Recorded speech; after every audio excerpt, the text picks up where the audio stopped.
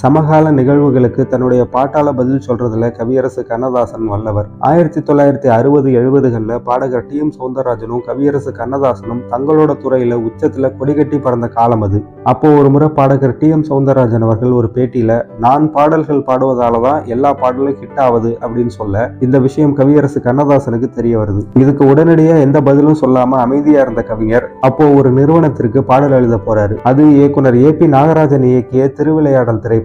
அந்த படத்துல தான் என்ற ஆணவம் தலைக்கேறி தனக்கு நேர் யாரும் இல்லைன்னு செருக்கேறிய பாடகரின் ஆணவத்தை அழிச்சு தன்னிலை உணர செய்யும் விதமாக அந்த சிவபெருமானே சிவாஜி கணேசன் உருவில் வந்து பாடும் பாடல் பாட்டும் நானே பாவமும் நானே பாடும் உனை நான் பாட வைத்தேனே.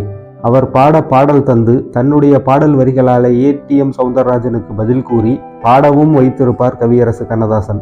இப்போ இந்த பாட்டை முழுசா கேளுங்க. இது கதைச்சூழலுக்கும் பொருந்தும், கவியரசர் டி.எம்.க்கு சொல்வதும் விளங்கும்.